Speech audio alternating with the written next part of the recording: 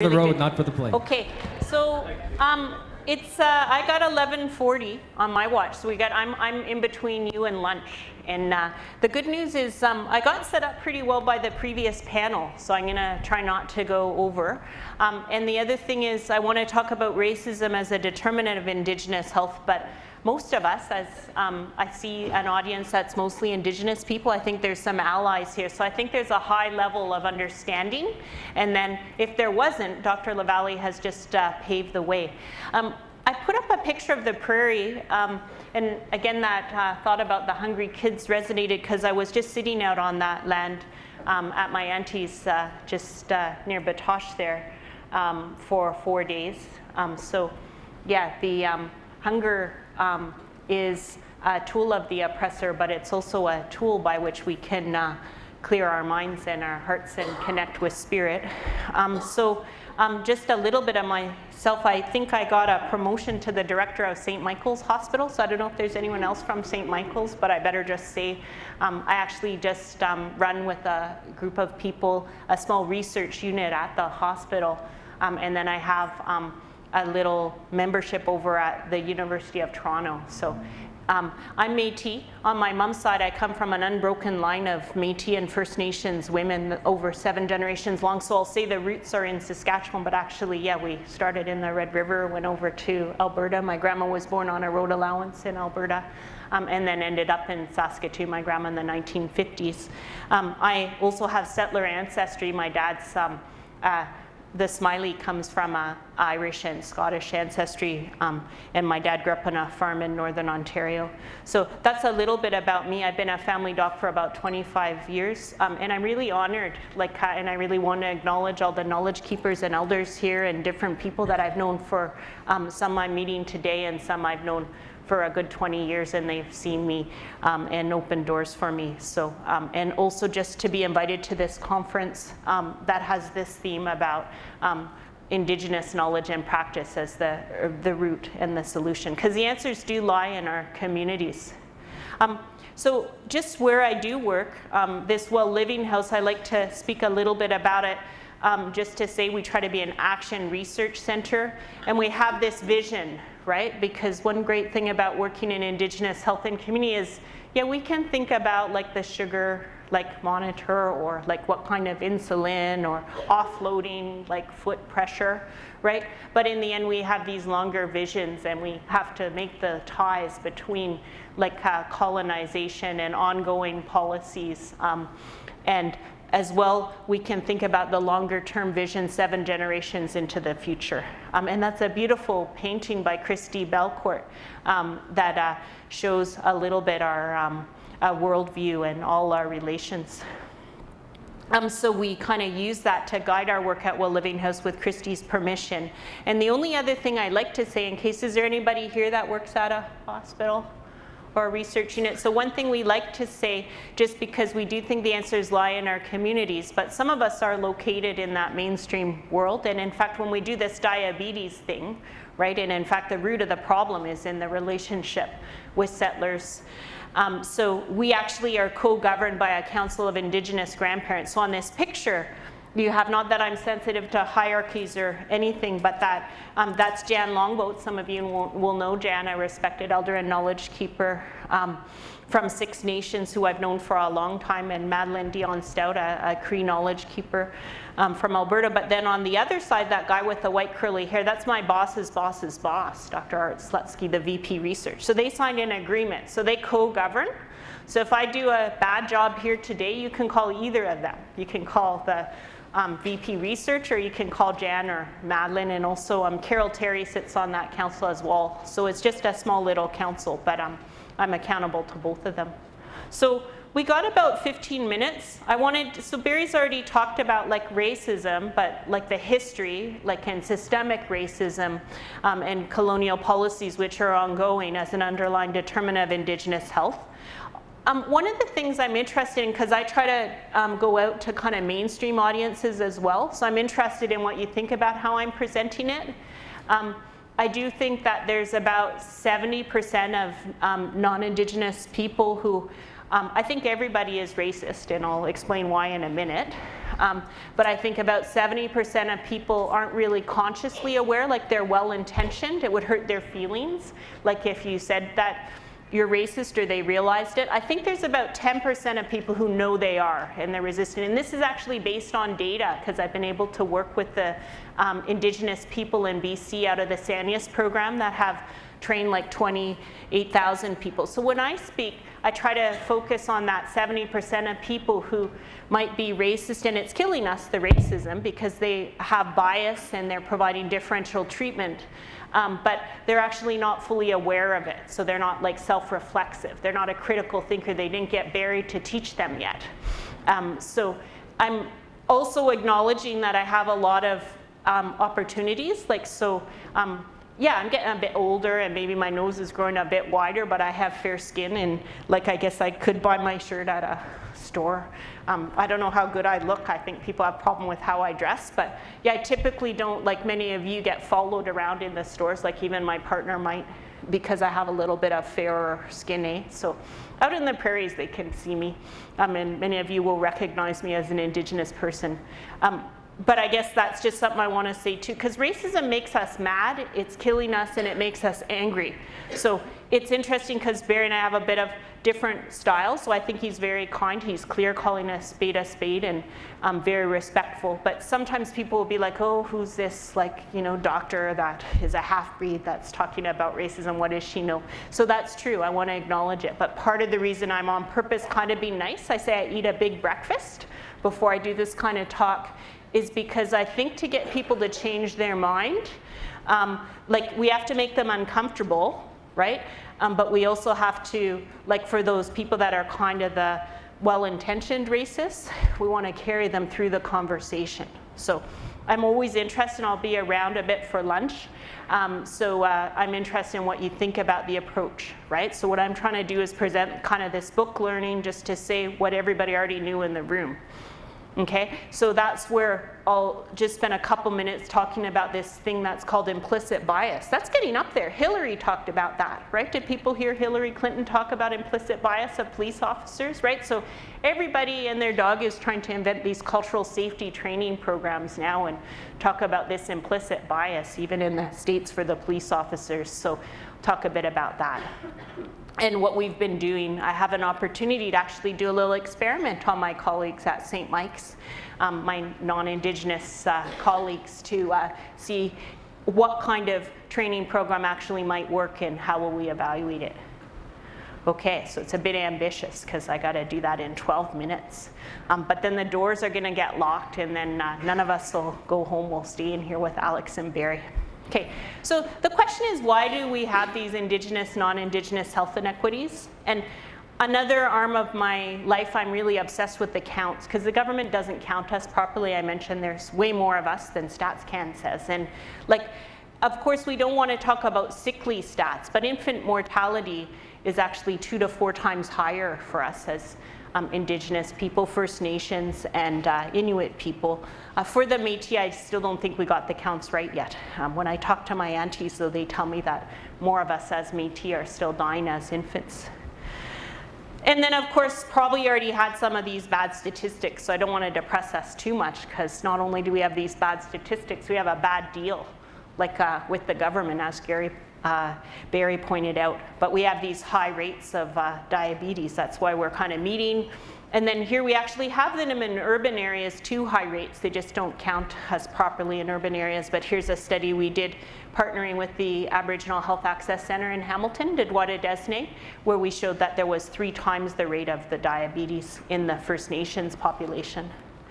Okay, so then we have the TRC report, right? And there's Justice Sinclair. And again, this is a talk I'll give from mainstream. So most people here have had a look at that TRC report. It's hard to read and re-traumatizing, right? But when I'm in a mainstream kind of health or public health audience, usually I'll be lucky if maybe 25% have read it. So that can be a good thing to suggest to colleagues. And if you haven't had it and you're an ally, I would read it, because it gives you your Aboriginal like history 101. Like, it's not everybody would agree with it, but I think that yeah, it can save you some time. People should read that. If you're not Indigenous, if you're an ally and you work with Aboriginal people, please take 8 hours and read that report. Find another ally and read it with them, right? And read, like, you know, have a series of meetings. That's what we're encouraging people to do, so you discuss it. Okay, so in terms of the TRC calls to action, okay, and again, this is another thing to think about, and again, depending on where you are in terms of, I'd like to be hopeful. I'm still around, right? Like as a half-breed over 7 generations. So I do agree we're still getting a bad deal. I don't trust politicians. I think we have to be radical and critical in our thinking. Yeah, but I guess I just wake up trying to be hopeful every day, okay? So these are my marching orders because they came from like tens of thousands of hours of lived experience of Indigenous people. So when I'm in that mainstream environment, we need to make the links between current Indigenous health disparities and Canadian governmental policy. So the good news is Barry already did that job, so we get to not go too late to lunch, okay? But here again, we've heard it, and Indigenous people from around the world have met, and they agreed that colonization was an underlying determinant of health, okay? So this report, for some of you in healthcare, like stuff, there's this guy named Michael Marmot. He's a pretty famous population health guy. So he thinks poverty is a determinant of health, but there's this Indigenous specific poverty that's related to colonization because, which is imposed by the settlers. Okay, another thing though, in Canada we don't talk about racism, so it can make people kind of uncomfortable. We talk about it within Indigenous community, I think, right? So it's funny though, I'll still go to meetings with allies, and if you are an ally here in the room, right, it'll be interesting because people will be like, oh, racism? Like I've heard it from, I had a whole group of like doctors at St. Mike's, and one of them, we were engaged, we were talking, one said, yeah, I get racism historically, but I don't see it here in Toronto. Right? Somebody very fair-skinned, I identified them as a white woman, very intelligent, right? And then sometimes we don't like to talk about it because it's so painful, we'll just give up. Okay, but they've talked about it in the States. They talk about it. They're talking about it in the presidential debate, so we could learn something maybe. Okay, so this Institute of Medicine, so you can go carry these books around, and if people say, oh, there's no racism, you can be like, oh, that's interesting, Institute of Medicine. Anybody in public health should have heard of this Institute of Medicine. They've been researching it for over 15 years now. This book came out when I was doing my training in public health in the States, and that was in the early 2000s. So what they do, and you can still do this, they reviewed over 100 studies and they looked across race and ethnic groups, and they controlled for things because people say, oh, like those stereotypes, like, you know, people from non-white race groups just don't like to get good care, right? They have specific preferences around care, right? They'll say for us as Indigenous people, well, they live far away from care. Right? And sometimes we do live far away from care, and that is an access issue, but I can tell you the access issue and the health outcomes are no better in the cities, right? So people like can live within a mile of my big teaching hospital, and infant mortality is no better. The diabetes rates are no better. So it's not all, this is a myth that it's all about access. Okay, so they control for these things and they look across disease areas. Okay, and what do they find? They found that people who are racialized as Black and Hispanic don't get as good care as people who are racialized as white. Okay, so this Todd Longbone study is one that's interesting for the doubters, right? Because what it did is it looked at people that had fractured long bones. That's your femur. That really hurts and it's life-threatening when it's broken, right? Who's broken a bone here, right? Hurts a lot. It's good for guys, like when they're trying to say how much labor hurts. It's right up there, okay? And so basically, this is one use where opioids can come in handy acutely, right? Like, so we would think that we have this medication. Also, you need to relax the muscles so you can reduce the fracture, get it straight again. Make sure the bones are lined up so people don't bleed to death, okay? So mostly, like even the most staunch traditionalists here, like probably if you had a long bone fracture, I mean, we used to have our own medicines and bone setters, but most people might end up in the emergency room. So it's like people could say, oh, it was hard to read that person who was Indigenous. They didn't look like they were in pain, right? Like, so we know as a healthcare provider, a lot of those other language things or cultural preferences are nulled out by the long bone fracture. But we found out that people who were racialized as Black and Latino were less likely to get adequate pain medicine. And of course, this is no surprise because all of you know this. You've got your friends and family ignored in emergency rooms in acute pain and they're not getting adequate pain. So this is more for the doubters. Okay, and then in this big study in the States, they looked across the effectiveness. They have different reasons about why it might happen. And like I said, like there's this whole thing, oh, certain drug doesn't work in people who are racialized as Black, like, or it doesn't work in Indigenous people. You know, medical students, they've still done a survey, and actually in the States, these medical students thought that people they racialized as Black had different nerves and don't feel pain the same way. Like, that's all really bad science, and it drives me a bit crazy, right? Because it's kind of like, why is it within this setting of race and ethnicity, the science just goes down the toilet? Like, if you're gonna impose your science on it, at least do it well.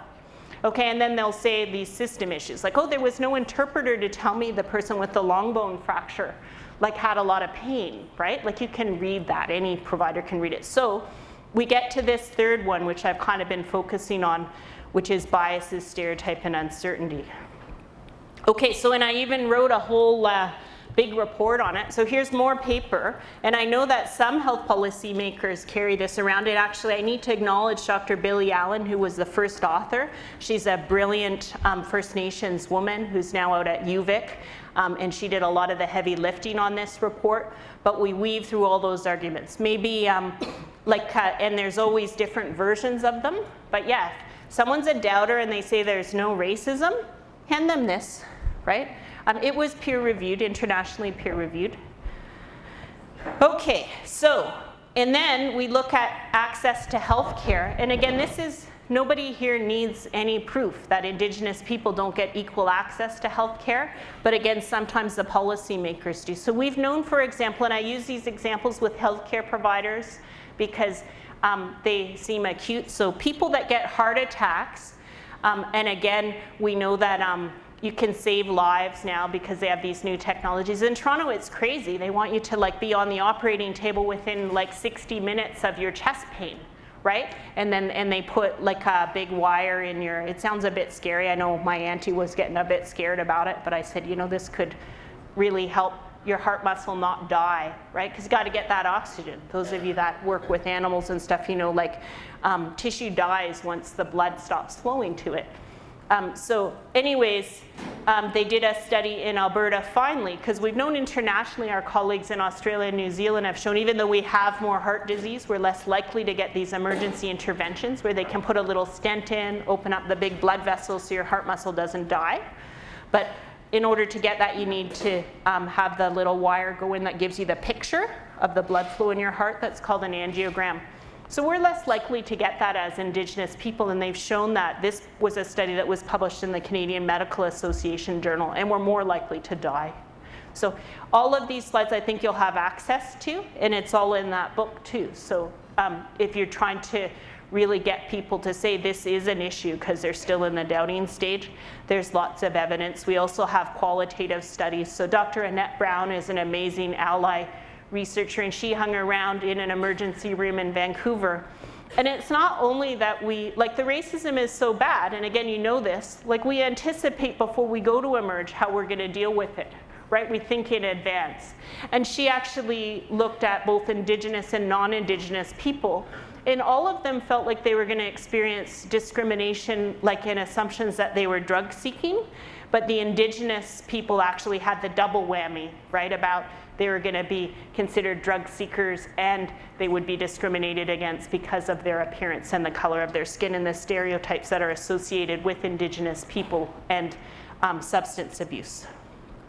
Okay, so probably the definitions of racism, people might know some of those already, but there's many definitions, like there's different flavors of racism, and again, I'm just kind of on the basic stuff. Barry has like really fancy flavors, but this is one that was developed by some Indigenous colleagues in Australia and New Zealand. And I'm gonna talk about bias, which is just the perception that people are different, okay? So basically, the way I present it, actually what I think is as human beings, we're fundamentally flawed, right? So that we actually look at people and we decide based on physical appearance if they're like us or not. That's called in-grouping and out-grouping, and then we treat the people that look like us better. The good news is almost all peoples around the world have social mechanisms for dealing with this. So there are many elders and knowledge keepers in this room that could tell us, you know, that this isn't okay. I grew up being told, don't get too big for my boots, right? Like you're no better or worse than anybody else, right? So that as human beings collectively, we realize this isn't so functional anymore, and that it's not wrong, and we think it's morally wrong. But the thing is, just because we think it's wrong doesn't mean our mind is still not faulty, okay? This definition of racism involves action, and then it also takes into account a bit of what Barry was talking about, that there's already structures that are unfair in society, okay? So that's why I like it, avoidable and unfair actions, and it disadvantages the already disadvantages or advantages the advantage. So in this way, like there can't be reverse racism, right? So if one of my white relatives gets grumpy because I'm talking about this stuff and I get called a reverse racist, I guess I'm having a good day when I do that, right?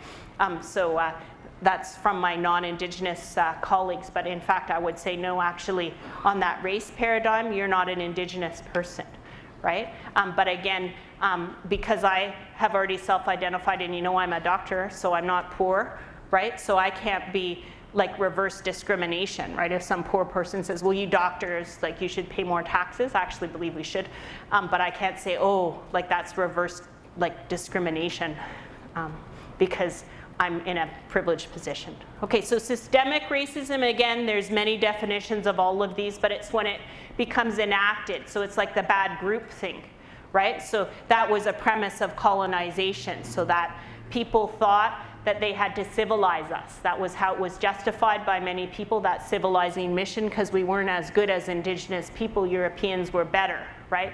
And then they enact it through policies like the Indian Act and residential schools. In my case, I found out that we had farming rehabilitation. Who knows about farming rehabilitation in the prairies in the 1950s? Yeah, okay. So I'm a failure of the farming rehabilitation system, I guess. Okay, attitudinal or interpersonal racism. So I think the average person on the street might just think that's like when somebody gets a bit intoxicated and starts yelling insults, right? Like a former mayor of ours that now we can't really criticize, but I guess like Donald Trump, right? Though if he gets elected president, then we're gonna have systemic racism, right? But actually this is where it can also happen where it's not just yelling insults, it happens every day in our care. So it's that kind of silent racism that's killing us, those assumptions that Barry's challenging, right? Where a person, a researcher just thinks, or a physician, oh, people don't come for care. Well, what's that lineup in your clinic there? Okay, and then again, this is perpetuated by the media, right? So that there's negative images and stereotyping of Aboriginal people, and it's still there. Like there may be, sometimes they also try to have good news stories, but we all know this. This slide, right, of the cars on fire, like they did not show the elders, right, in that Mi'kmaq community. Like, so this was over the fracking controversy in New Brunswick. But before the cars got lit on fire, the night before, the elders were treated incredibly disrespectfully, right? And it wasn't everybody lighting cars on fire, but this is the media image we get. This image came up, my auntie was at a meeting with me and she came down really grumpy for breakfast because CBC used this as a background file when they were showing stuff about dental health across racial and ethnic groups. This was the background file for the shot of Aboriginal dental health. Right? So again, this is where the unintentional stuff comes in. Like the CBC person didn't wake up that morning and say, oh, I want to like have perpetuated negative stereotype of Aboriginal people, but who would have thought? I'm sure they had other, like South Asian, I don't know what they had for the white person, I'm sure they had kind of positively racist images for people from other groups, but this is what we got. Okay, and then epistemic racism, fancy word, but it's actually just to self-criticize. So it's this idea when one group says their knowledge is superior, because epistemology just means knowledge system, right? So that's why we talk about worldviews. So our worldviews got marginalized. He's giving me 5, that's good, okay? But actually all our universities, and that's what Barry's talking about, like they're epistemically racist systems. So I work in an epistemically racist system. And like what I try to do is communicate with people who just marginalize what would come from our knowledge keepers here and just say what you already know in a way that they can understand, including telling them they're racist. So I don't know if that's a good day job or not, okay? But here, this example of epistemic racism in the courts of law, right? So for a long time, our oral histories and our oral knowledge of the lands have been denied in the court of law. So this comes from a real land claim. It was one of the first times in BC where the elders' oral history and knowledge was acknowledged as valid. Okay, I just say, okay, drop me off, like drive me out 200 kilometers from here and drop me off in the bush, right? What do I want? Do I want like access to the internet, right? Or that big stack of books that that judge has? Or do I want one or two experienced knowledge keepers who can keep me alive, right? It's getting cold out there now, right? Like it's probably freezing at night, right? I wouldn't last that long with a big pile of books. Okay, so this is where we come into this idea of stereotyping and discrimination in healthcare contexts. And of course, some of you might know I had the challenge and the opportunity of being an expert witness in the second part of the Brian Sinclair inquest, right? But here, Madeline Dion Stout, one of our grandparents, and again, this quote is in the First People Second Class. So how is it then that 100 people walk by somebody? Right, and so it's the faulty logic though. So again, there would have been some people in there who are just like the psychopathic racists that like really, but I don't think that 100 people woke up that day and said, I want to kill a man by like misdiagnosing him, right, as alcoholic or homeless when he has a treatable urinary tract infection. So that faulty logic kills us. So that's where this hypothesis comes in and where I'm kind of working on.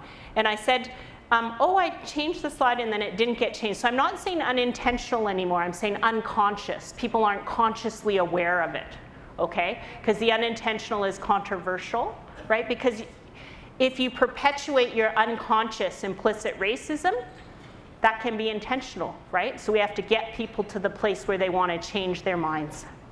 And I think those are some of the most common and life-threatening in health settings. Because if someone's like explicitly racist, like Donald Trump, that's actually nice. You know where you stand, right? You can be like, oh, I think I'm going to go to a different hospital, right? Like, or you can complain, right?